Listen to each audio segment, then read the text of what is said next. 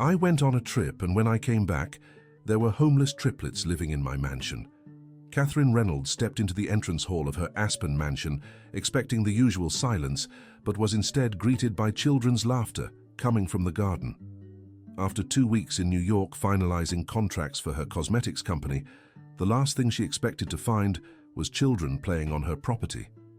Margaret, her housekeeper of over 20 years, appeared at the door with a tense face and trembling hands.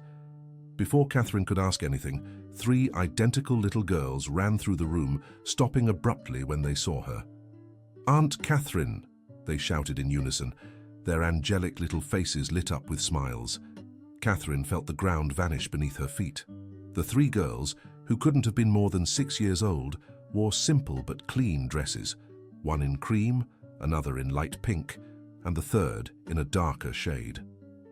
Their blonde hair was tied in ponytails, and their bright blue eyes sparkled with joy. "Who are you?" Catherine managed to whisper, dropping her bags on the floor. "Miss Catherine, I can explain," Margaret said, stepping closer and smoothing her apron. "They showed up here 2 days ago saying you invited them to live here." "I invited them? I've never seen these children in my life." Catherine looked at the 3 girls, who now huddled together, their little faces downcast as if they'd done something wrong. The bravest of the 3, the one in the pink dress, stepped forward. "You don't remember us, Auntie. Mommy said you'd take care of us. She gave us this note." The girl held out a crumpled, stained piece of paper. Catherine took it with trembling hands. Her mansion's address was written in delicate handwriting, followed by the words, "Look for Aunt Catherine. She'll take care of you." "Where is your mother?" Catherine asked, trying to keep her voice steady. The 3 girls exchanged glances, and the middle one in the cream dress whispered, "Mommy had to leave. She said she'd come back, but it's been a long time."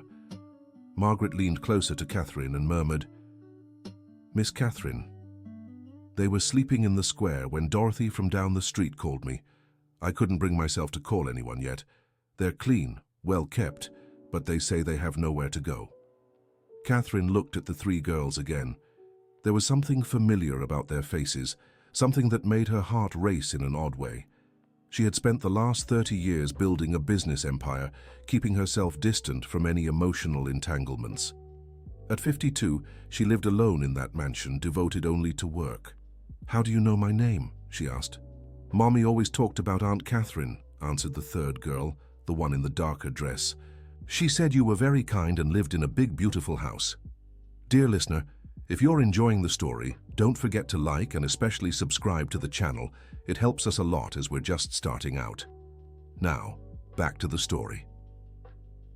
"Margaret, prepare a snack for them," Catherine said, still processing the situation. "We need to talk." The 3 girls smiled and ran to the kitchen, following the housekeeper. Catherine stood alone in the hall, staring at the note in her hands. The handwriting was unmistakably feminine, but she couldn't recall knowing anyone with triplet daughters. Later, after the girls finished eating, Catherine sat with them in the living room. The fireplace crackled, creating a cozy atmosphere that contrasted with the turmoil in her mind. "What are your names?" she asked gently. "I'm Emma," said the one in the pink dress, the most talkative of the trio. "I'm Olivia," replied the one in the cream dress, more timid. "And I'm Sophia," added the one in the dark dress, who seemed the most observant. "And how old are you?" 6 years old, they answered in unison, holding up their little fingers. Catherine noticed that despite being identical, each had her own distinct personality. Emma was clearly the leader, Olivia seemed more dreamy, and Sophia observed everything with attentive eyes. "Where did you live before coming here?" Catherine continued her informal investigation. "In a house with lots of children," Emma explained. "There were ladies who took care of us, but they weren't our real aunts." "An orphanage," Catherine thought, feeling a tightness in her chest. "Mommy used to visit us sometimes," Olivia added in a melancholy voice, "but she got sick and couldn't take care of us anymore." "And how did you get here? Aspen isn't close to anywhere." "A pretty lady brought us." Sophia spoke for the first time. She said she knew Aunt Catherine and that you'd be happy to see us. Catherine felt a chill. Who was this mysterious person who brought the girls to her home? And why her? That night, After Margaret helped the girls bathe and put them to sleep in the guest room, Catherine locked herself in her study. She picked up the phone and called Michael Thompson, her family lawyer for over 15 years. "Michael, I need your help. There are 3 children in my house who showed up out of nowhere, saying I invited them." "Catherine, have you lost your mind? Children don't just appear in people's homes." "I know it sounds crazy, but they're here. 6-year-old triplets. They say their mother knew me." Michael was silent for a few seconds. "Do you want me to call social services?" "Not yet," Catherine replied quickly, surprised by her own reaction. "I want to understand what's happening first. Can you do some discreet research? See if there are any records of triplets this age in local orphanages?" "Catherine, you need to be careful. If these children were abandoned or running from somewhere, you could be in serious trouble." "I know, Michael. Just give me a few days." After hanging up, Catherine climbed the stairs and stopped outside the room where the girls slept. The door was slightly ajar and she could hear Emma whispering to her sisters, "Do you think Aunt Catherine will let us stay?" "I hope so," Olivia answered. "She seems nice, like Mommy said. And the house is pretty, just like she told us," Sophia added. Catherine leaned against the wall, feeling tears burning her eyes. There was something about those children that touched a part of her she thought had long been buried. Maybe it was their vulnerability, or perhaps it was the fact that for the first time in years, her house wasn't empty. The next morning, Catherine woke to the smell of coffee and children's voices coming from the kitchen. When she went downstairs, she found the 3 girls helping Margaret prepare breakfast. They had braided their hair and were wearing little aprons the housekeeper had improvised. "Good morning, Aunt Catherine," they greeted in chorus. "Good morning, girls," Catherine replied, surprised by the warmth those words brought her. During breakfast, Catherine watched how the 3 behaved. They were polite, shared everything equally, and seemed genuinely happy. There were no signs of abuse or neglect. "Girls, can you show me how you got here?" Catherine asked after they finished eating. Emma ran to a small pink backpack in the corner of the room and pulled out a folded, torn map. "The lady showed us," she explained, pointing to a route marked with pen. "We took a bus to town and then walked." Catherine studied the map. The route started in Hartford and ended in Aspen. It was a considerable distance for 3 small children. "And this lady who brought you, what did she look like?" "Dark hair, light eyes," Olivia described. "She was sad but pretty. And she said she knew Aunt Catherine since she was little," Sophia added. Catherine felt another chill. She couldn't think of anyone who fit that description and knew where she lived. The phone rang, interrupting her thoughts. It was Michael. "Catherine, I found something interesting. There's a record of triplets born 6 years ago in Hartford. The names match: Emma, Olivia, and Sophia Miller. The mother is Jennifer Miller, unmarried, who placed them in a shelter when they were 2. Catherine felt her blood run cold. Jennifer Miller. The name echoed in her mind like a distant bell. "Michael, can you get more information about this Jennifer?" "I'm already working on it. But Catherine, there's something strange. The shelter reported that the girls ran away a week ago, but no one filed a formal report." "What do you mean?" "Apparently someone signed a temporary release form. A close relative. The name on the form is Catherine Reynolds." Catherine nearly dropped the phone. "That's impossible. I never signed anything." "I know, that's why I'm saying something very strange is going on. Someone forged your signature or what? Or there's a Catherine Reynolds you don't know who pretended to be you." After hanging up, Catherine stood frozen in the middle of the office, trying to process the information. Jennifer Miller. Why did that name feel familiar? She spent the rest of the morning trying to remember while watching the girls play in the garden. They had found some old toys in the attic and were putting on a little play for Margaret, who clapped enthusiastically. Around noon, the mansion's doorman called her on the intercom. "Mrs. Reynolds, there's a woman here who says she's related to the little girls." Catherine's heart raced. "Send her up." A few minutes later, Margaret announced the visitor. Catherine walked downstairs and found a thin woman in her 40s with dark hair and blue eyes. There was something familiar about her face. "Are you Catherine Reynolds?" the woman asked hesitantly. "Yes. And you are?" "My name is Jessica Miller. I'm Jennifer Miller's sister." The three girls who had been in the garden ran inside when they heard voices. "Aunt Jessica!" Emma shouted, running to hug her. Catherine watched the reunion with a mix of relief and strange disappointment. Finally, someone had come to explain the mystery. "May I speak with you?" Jessica asked after greeting her nieces. Catherine led her to the living room while the girls stayed with Margaret in the kitchen. "I want to thank you for taking care of the girls," Jessica began. "I know this situation must have been very confusing for you. Can you explain how they got here and why they thought I invited them?" Jessica took a deep breath. "My sister Jennifer was very ill. She passed away last week." Catherine felt a pang in her chest even though she hadn't known Jennifer. "Do the girls know?" "Not yet. Jennifer always talked about a Catherine Reynolds to them. She said you were a very kind woman who lived in a beautiful house and would take care of them one day if anything happened. But I never met your sister. I know it seems impossible, but Jennifer was certain you knew her. She kept a newspaper clipping with your photo and the address of your company." Jessica pulled a yellowed newspaper clipping from her bag. It was an article about Catherine's business success published 2 years earlier. In the margin were notes in handwriting Catherine recognized from the letter. "Jennifer worked as a cleaner in many places," Jessica continued. "It's possible you met at some point and were kind to her. For Jennifer, that meant everything." Catherine studied the photo in the paper, trying to remember. So many people had passed through her professional life. "And how did the girls get here?"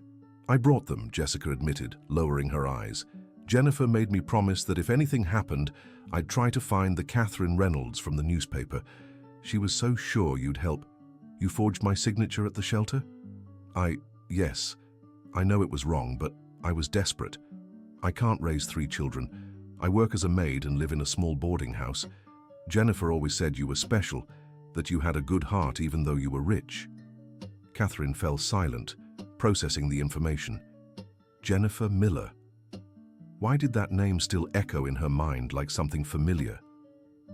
Dear listener, if you're enjoying the story, take a moment to like and especially subscribe to the channel. It really helps those of us just starting out. Now, continuing. "What do you plan to do with the girls now?" Catherine asked. "I was hoping you might, at least for a little while," Jessica stammered. "I know it's a lot to ask, but they've already grown attached to you, and Jennifer was so sure." At that moment, Emma appeared in the doorway. "Aunt Catherine, is Aunt Jessica taking us away?" the girl asked with tears in her eyes. Catherine looked at that worried little face and felt something break inside her. "Emma, can you call your sisters? We all need to talk." A few minutes later, the 3 girls sat on the sofa, holding hands, their eyes anxiously fixed on Catherine and Jessica. "Girls," Catherine began, choosing her words carefully, "Aunt Jessica came to take you back home." "But this is our home now," Olivia said in a shaky voice. "Mommy said Aunt Catherine would take care of us." "And we like it here," Sophia added, "and we like Aunt Catherine too." Catherine felt her eyes well up.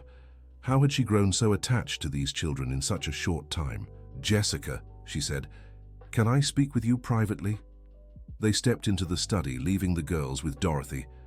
"Look, I understand your situation," Catherine began, "but you need to understand mine too. I'm not married, I don't have children, I work all the time. I know nothing about raising kids. But they already love you, and you seem to love them too." Catherine couldn't deny it. "Even if I wanted to help, there are legal issues. You forged documents. That could cause serious problems. I know I'm willing to face the consequences, but please at least think about it. The girls have been so happy these past 2 days." Before Catherine could answer, Emma came running in. "Aunt Catherine, Olivia is sick." They rushed to the living room to find Olivia lying on the sofa, pale and feverish. Sophia and Emma were beside her, holding her hands. "Dorothy, call Dr. Robert," Catherine said, scooping Olivia into her arms. The girl was burning with fever. The doctor arrived in 20 minutes and examined Olivia carefully. "It's just a common virus," he reassured them. "With rest and medicine, she'll be fine in a few days, but she needs constant care." Jessica looked at Catherine desperately. "I can't miss work. If I lose my job, she'll stay here," Catherine said without thinking, "until she's better." That night, Catherine spent hours by Olivia's bedside, with Emma and Sophia sleeping on mattresses beside their sister. The three refused to be separated. As she watched their angelic faces, Catherine let herself imagine what life would be like with them there. The house, always so quiet, was now full of life. Dorothy seemed rejuvenated caring for the girls, and Catherine herself felt different, more complete somehow. Around 3 in the morning, Olivia woke up delirious with fever. "Mommy," she called weakly. Catherine leaned in and took her small hand. "It's all right, sweetheart." "I'm here. Aunt Catherine?" Olivia opened her blue eyes, still hazy with fever. "You're not leaving, are you?" "No, sweetheart. I'm not going anywhere. Mommy said you'd take care of us. She said you had a good heart, even though you're important." Catherine felt tears streaming down her face. "Your mommy said that?" "Mm-hmm," Olivia nodded weakly. "She said you helped her once when she was really sad, and that she never forgot." Suddenly, like lightning, the memory came back. Catherine remembered a rainy morning about 7 years ago. She was leaving a meeting in downtown New York when she saw a pregnant girl crying in the rain, being thrown out of an office building. Catherine had approached and discovered the girl was a cleaner who'd been fired for being pregnant. Jennifer. It was Jennifer. Catherine remembered helping the girl that day. She'd taken her for coffee, talked with her, and even given her money to get by until the baby was born. Jennifer had cried and thanked her, saying she'd never forget her kindness. "My God," Catherine whispered, still holding Olivia's hand. "I remember your mommy." The next day, Catherine called Michael. "Michael, I need to know about the adoption process." "Catherine, are you sure about this?" "For the first time in a long while, I'm absolutely sure." "It's 3 children, Catherine. Your life will change completely." "I know. And that's exactly what I want." Over the following days, as Olivia recovered, Catherine began rearranging her life for the girls. She turned 2 bedrooms into a large children's room, enrolled them in the best school in town, and started learning how to care for 3 6-year-olds. Jessica visited daily, amazed by the transformation in her nieces and in Catherine. "Jennifer would be so happy," she said one day, as they watched the girls play in the garden. "She always believed you were special. Jessica, I want you to know you'll always be welcome here." The girls need to stay connected to their family. "Thank you, Catherine, that means so much." Michael had started the legal adoption process. It would take time, but he was confident there'd be no issues, especially since Jessica fully supported the decision. 3 weeks after the girls arrived, Catherine was in her office when Emma appeared with a drawing. "I made this for you, Aunt Catherine," she said, handing over a colorful paper. The drawing showed a big house with 4 figures in front, 3 small ones and a taller one. Above, in uneven letters, it read, "Our family." Catherine's eyes welled up again. "It's beautiful, Emma. Thank you." "Do you really like us?" Emma asked, climbing onto Catherine's lap. "I really do. You've brought joy to my life." "And can we stay forever?" "If you want to, yes." Emma hugged Catherine tightly. "Mommy was right. You have a good heart."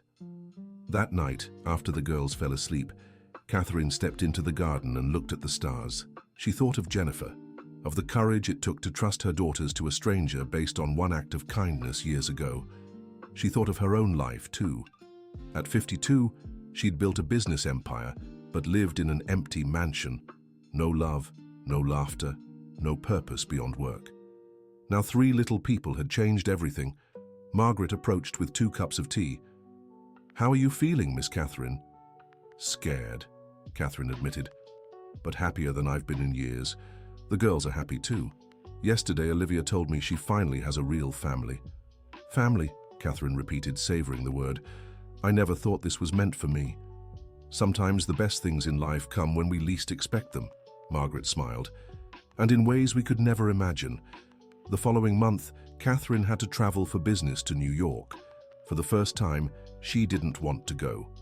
The thought of being separated from the girls, even for just a few days, made her anxious. "Can I take you with me?" she asked during breakfast. "Really?" Emma bounced in her chair. "We're going to see New York." "If you behave, we might even visit the zoo," Catherine smiled. "I want to see the elephants," Olivia exclaimed. "And I want to see the lions," Sophia added. During the drive to New York, Catherine watched the girls in the back seat, excitedly chattering about everything they saw. Michael had arranged a temporary apartment for them to stay in during her meetings. At her first meeting, Catherine seemed different. Her partners noticed the change. "Catherine, you seem lighter," commented Richard, her partner of 10 years. "I have 3 good reasons for that," Catherine smiled, showing a photo of the girls on her phone. "You adopted?" Richard was shocked. "Since when are you interested in children?" "Since they walked into my life and showed me what I was missing." That afternoon, Catherine cancelled her remaining meetings and took the girls to the zoo as promised. Watching them discover animals they'd only read about in books was one of the most rewarding experiences of her life. "Aunt Catherine," Sophia said, holding her hand as they watched the flamingos, "you're the best aunt in the world." "Actually," Catherine knelt to their level, "I wanted to talk to you about that. How would you feel if I were more than an aunt?"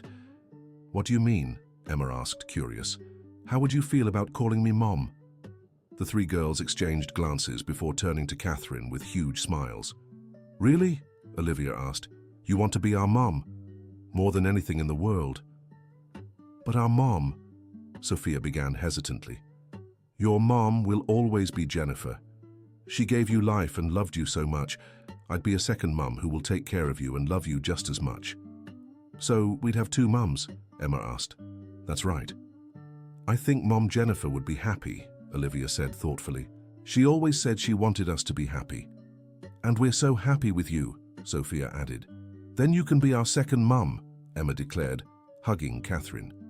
Dear listener, if you're enjoying the story, don't forget to like and subscribe to the channel. It helps us so much as we're just starting out.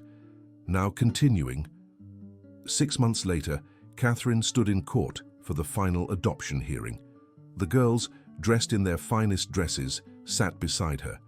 Michael had prepared all the necessary documents, and Jessica was there as a witness, fully supporting the process. The judge, Judge Richard Johnson, a kind man with graying hair, smiled at the girls before beginning. "Emma, Olivia, and Sophia," he said, "do you understand what's happening here today?" "Yes, sir," Emma replied, speaking for all 3. "Aunt Catherine is going to become our mom on paper, too." The judge chuckled. "That's right. And is that what you want?" "We do," the 3 answered in unison. "Catherine Reynolds," the judge addressed her, "do you understand the responsibility you're undertaking? These 3 girls will be your daughters in every legal and emotional sense." "I understand completely, Your Honor, and I accept this responsibility with all the love in my heart." Then the judge smiled. "It is with great pleasure that I declare the adoption of Emma, Olivia, and Sophia Miller by Catherine Reynolds officially approved. From this day forward, they shall be Emma, Olivia, and Sophia Reynolds." The girls rushed to hug Catherine, who wept with joy. Jessica also cried, happy to see her nieces find a loving family. "Thank you," Jessica whispered to Catherine. "Jennifer would be so proud." That evening at home, Catherine organized a small celebration. Margaret had prepared a special cake and decorated the house with colorful balloons. "Now we're a real family," Emma said, blowing out the candles. "We've always been a family," Catherine corrected. "From the day you arrived here and changed my life for the better." 2 years had passed since that afternoon, when Catherine returned from her trip and found 3 little girls in her mansion. The house, once silent and empty, was now always filled with laughter, chatter, and the contagious energy of 3 8-year-olds. Catherine had rearranged her professional life, delegating more responsibilities and working more from home. She discovered that being a mother was the most rewarding challenge she'd ever faced. The girls thrived in their new life. Emma proved to be a natural leader, always organizing games and standing up for her sisters. Olivia developed a love for reading and art, spending hours drawing and telling stories. Sophia showed a special talent for music, quickly learning the piano. Jessica visited regularly and became an important presence in the girls' lives. Catherine had helped improve her financial situation by securing her a better job at a friend's company. "You know," Catherine told Jessica during one of these visits, "Jennifer was a very wise woman. She knew exactly what she was doing when she told the girls to come to me. Jennifer always had a sense about people, Jessica smiled. She saw kindness where others didn't. One day, Emma came home from school with a proposal. "Mom, Catherine, my teacher said we can do a project about family. Can I talk about how you became our mom?" "Of course, sweetheart. But why do you want to talk about that?" "Because other kids might have parents who aren't their first parents too, and they need to know that doesn't make them any less loved." Catherine was moved by her adoptive daughter's wisdom. Emma's project was a success at school. She told the story of how 3 girls found a new mother and how 1 woman found a new family. The presentation touched the teachers so deeply that the school organized an awareness campaign about adoption. "I'm so proud of you," Catherine told Emma that night. "You're going to help so many families with your story. My teacher said our family is special because it was made with love, not just birth." She's right. Love is what makes a real family. On the 3rd anniversary of the girls' arrival, Catherine threw a special party. She invited all the friends who had come to know the family over the years, including Michael, Dr. Robert, the neighbors who had helped in the beginning, and of course Jessica. During the party, Catherine gave a short speech. 3 years ago, I thought I had everything in life: a successful business, a beautiful home, financial stability. But I was completely wrong. I had nothing that truly matters. Until 3 little people came into my life and taught me what real love is. Emma, Olivia, and Sophia, she continued, looking at her daughters. "You've given me the greatest gift anyone can receive, a family. You've turned me from a lonely businesswoman into a fulfilled and happy mother." The girls rushed to hug her, and there wasn't a dry eye at the party. That night, after everyone had left and the girls were asleep, Catherine went up to the mansion's attic. She had stored there all the mementos from the beginning of her journey as a mother: the crumpled note the girls had brought, the first drawing Emma made for her, photos from their early days together. She also found a letter she had written to Jennifer a few months after the adoption, even though she knew she could never deliver it. "Dear Jennifer, I never had the chance to thank you in person for the most precious gift anyone has ever given me. Your daughters didn't just change my life, they gave me a life. Before them I existed, after them I truly live. Emma has your determination and natural leadership. Olivia has your sensitivity and creativity. Sophia has your quiet wisdom and her ability to observe the world with attentive eyes. They speak of you with so much love and affection. They tell stories about you, sing songs you taught them, and cherish precious memories of the time they spent together. I promise you they will grow up knowing who you were and how deeply you loved them. I promise to honor your memory every day of their lives, and I promise they will always know they had 2 mothers who loved them unconditionally. Thank you for trusting me. Thank you for choosing me to be the second mother to your girls. Thank you for giving me the chance to experience the purest and truest love there is. With all my love and gratitude, Catherine." Catherine folded the letter again and placed it with the other keepsakes. That box was a treasure trove of memories she would one day share with her daughters when they were older. By their 4th anniversary with her, the girls were already 9 years old and becoming little people with even more defined personalities. Emma had become the captain of her school's soccer team, Olivia had won a writing contest, and Sophia played piano at the local church. Catherine watched her daughters grow with a mix of pride and melancholy. Time passed so quickly, and she wanted to cherish every moment. "Mom," Olivia said one evening as Catherine helped her with homework, "do you ever feel sad?" "Why do you ask, sweetheart?" "Because sometimes you look at us with sad eyes." Catherine smiled, always amazed by Olivia's sensitivity. "It's not sadness, my love. It's missing you before you're even gone." "What do you mean?" "You're growing up so fast that sometimes I miss you when you were little." "But we'll always be your daughters," Olivia said, hugging Catherine, "even when we're all grown up." "I know, sweetheart, and that makes me very happy." One day, Emma came home from school with a question Catherine had always known would come. "Mom, why did our first dad never come around?" Catherine had prepared for this conversation with the help of a child psychologist. "Sometimes, Emma, daddies aren't ready to be daddies. It has nothing to do with you. It's about him not knowing how to be a father. But we're nice, Sophia protested. You are the most amazing girls in the world, Catherine assured them. If he knew how special you are, I'm sure he'd want to meet you. But sometimes people make mistakes, and his mistake was missing the chance to know all three of you. We don't need him, Emma declared. We have you. And that's more than enough for me, too, Catherine smiled. When the girls turned 10, Catherine organized a special birthday party. It had become a tradition to invite all the children from the shelter where they had once lived. It was Catherine's way of giving back and helping other children still waiting for their families. During the party, Catherine watched Emma, Olivia, and Sophia interacting with the other kids. They had grown into confident, kind, and loving girls. They shared their toys without hesitation and made sure every child felt included. You've done a wonderful job with them, commented Sister Elizabeth, the shelter's director. They're the ones who did a wonderful job with me, Catherine replied. They taught me how to be a mother, how to love, and what truly matters in life. Many of our children asked to meet the Triplets family. They've become an inspiration, proof that there's a family waiting for every child. That night after the party, the girls were lying in a single bed as they always did when they were very happy or excited. Mom, Emma called when Catherine came to say goodnight, can we always throw parties for the kids at the shelter? Why is this so important to you? Because they're still waiting for their families, Olivia explained, like we used to. And we want them to know it's worth the wait, Sophia added. Catherine felt tears of pride in her eyes. Of course we can, always.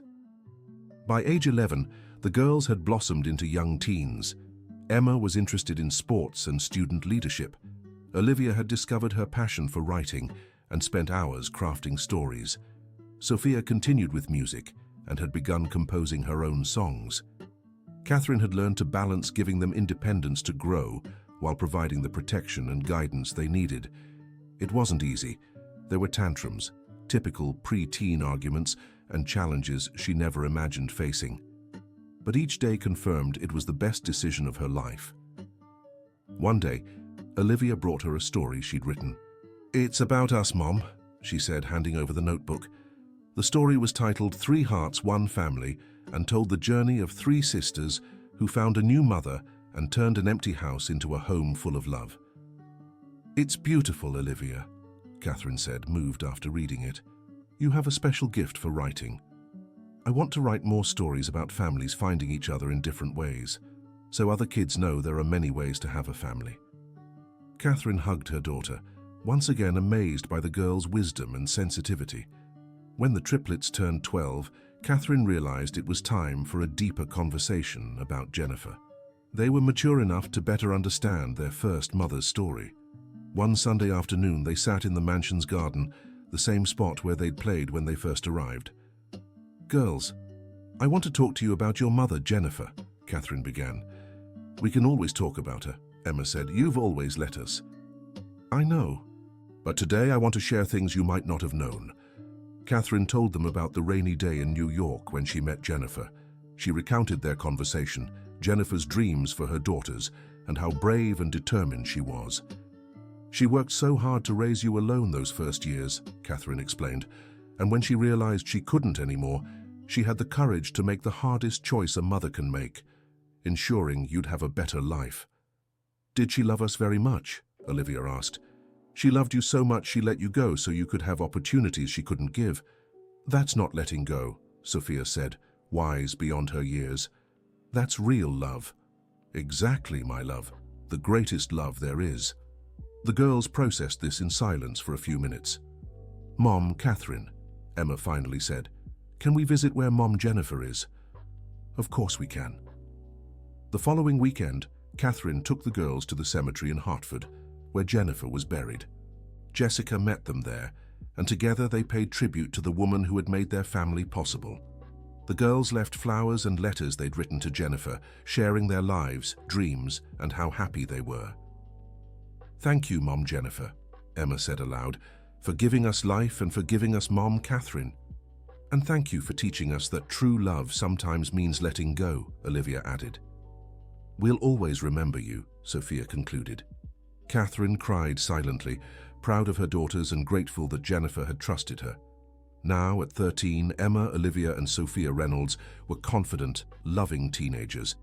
Emma was on the school volleyball team and served as student council president. Olivia had won several writing contests and was working on her first book. Sophia played piano professionally at events and had started giving lessons to younger children.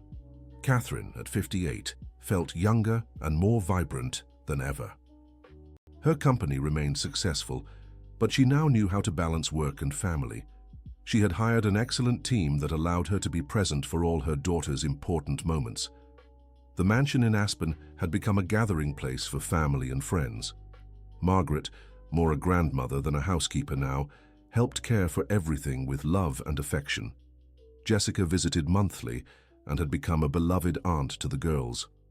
One autumn afternoon, Catherine was in her office when she heard the three talking in the garden. She moved closer to the window to listen, as she sometimes did when she wanted to know how they were feeling. "Do you think our lives would be different if Mom Jennifer hadn't passed?" Olivia asked. "Of course they would," Emma replied, "but not necessarily better or worse, just different." "I think we're really lucky," Sophia said. "We had two mothers who loved us deeply. How many people can say that?" "And Mom Catherine taught us that family isn't just about blood," Olivia added. "It's about choosing to love someone every day. We chose her just as much as she chose us," Emma concluded. Catherine smiled, tears in her eyes. Her daughters had grown into incredible young women with big hearts and wise perspectives on life. That evening at dinner, Emma made an announcement. "Mum, we've decided that when we grow up, we want to work with children, each in our own way, but all helping kids who need families. I want to be a social worker," Emma continued, "to help bring families together like ours. I want to write children's books about different kinds of families," Olivia said, "so kids know there are many ways to be loved. And I want to use music to help kids in shelters," Sophia added, "to bring them joy while they wait for their families." Catherine couldn't hold back her tears. "You're the daughters any mother would dream of having," she said. "Jennifer would be so proud of you." "We're proud of you too," Emma said, "for giving us a chance when we showed up at your door." "You didn't give me a chance," Catherine corrected. "You gave me a life." 5 years had passed since that conversation. Emma had graduated with a degree in social work and now worked for an organization supporting adoptive families. Olivia had published her first children's book about adoption and was writing her second. Sophia had become a renowned music therapist, using music to help vulnerable children. Catherine, now 63, had handed her company over to trusted partners and devoted herself more to social projects. She had founded an organization to streamline adoption processes and support adoptive families. The mansion remained the family's center, but now also regularly hosted adoption seminars, adoptive family gatherings, and charity events. One special afternoon, Catherine received a call that would change her life once again. "Mrs. Reynolds?" The voice on the other end was hesitant. "My name is William Miller. I'm Jennifer Miller's brother." Catherine's heart raced. Jennifer had never mentioned having a brother. "William? Jennifer never spoke of you." "I know. We had a falling out when she got pregnant. I didn't approve of her choices. It was the biggest mistake of my life." Catherine heard the emotion in the man's voice. "I spent years searching for Jennifer and the girls. I learned that she passed away, and that the girls were adopted by an incredible woman. What do you want, William?" "I want to meet my nieces. I want to apologize, even if it's too late.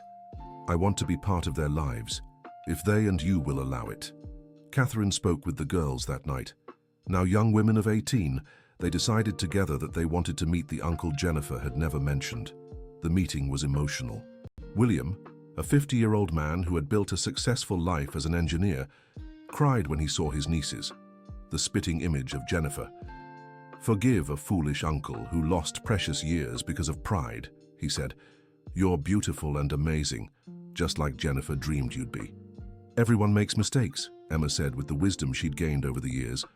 "What matters is that you're here now." William became a constant presence in the family's life. He and Catherine became friends, united by their love for the girls and the memory of Jennifer. On the triplets' 20th birthday, Catherine threw a special party. Everyone they had built a family with over the years was there. Jessica, William, Margaret, now 80 but still active, Michael, Dr. Robert, and dozens of friends who had become chosen family. During the celebration, the girls gave a joint speech. 20 years ago, 3 lost little girls came to this house looking for an aunt they didn't even know, Emma began. We didn't just find an aunt. We found a mother, a family, a home, Olivia continued. And over these years, we've learned that family isn't about sharing the same blood, Sophia added. It's about choosing to love every day, through joy and hardship, Emma said. It's about being loyal, honest, and showing up, Olivia went on. It's about forgiving, growing together, and celebrating our differences, Sophia concluded. Mom, Catherine, all 3 said together, thank you for choosing us. Thank you for loving us. Thank you for teaching us that family is built with love, not just birth. Catherine couldn't stop crying. 20 years had passed since that afternoon when she returned from a trip and found 3 little strangers in her home. Now those strangers were her beloved daughters, incredible young women changing the world with their kindness and determination. I'm the one who should be thanking you, Catherine said, her voice breaking. You gave me the greatest adventure of my life. You taught me to love unconditionally. You showed me it's never too late to start a new life. She looked up at the sky. Jennifer, thank you for trusting your girls to me. They became everything you dreamed and more. They are our greatest masterpiece. That night, after everyone had left, Catherine went up to the attic one more time. She opened the memory box she'd kept all these years. Inside were all the keepsakes, the crumpled note, their first drawings, photos from every birthday, school certificates, trophies, letters, and the letter she'd written to Jennifer. Now, she added a new memento, a photo from the 20th birthday party, showing her surrounded by her 3 daughters, all smiling, all happy, all loved. She took a pen and wrote on the back, To Jennifer, with eternal love, your girls have become incredible women. They know they were loved by 2 mothers. Mission accomplished. Catherine placed the photo in the box and went downstairs. On the first floor, she paused to look out the window at the garden where it all began. There, 20 years ago, 3 little girls had changed her life forever. Now, at that same window, a fulfilled and happy woman looked toward the future. Emma was planning to open her own adoption agency. Olivia was writing a series of books about unconventional families. Sophia was creating a music therapy program for children in shelters. And Catherine? Catherine was planning to be the best grandmother in the world when the time came, because family, she had learned, has no end. It only grows, multiplies, and becomes stronger with each generation. The end of the story. Now tell us, what did you think of this family love story? Do you believe the best families are made by choice and not just by blood? Share your honest thoughts in the comments. Would you do as Catherine did? We'd love to read your perspective. Thank you so much for joining us. Don't forget to like this video, and most importantly, subscribe to the channel so you don't miss other heartwarming stories like this one.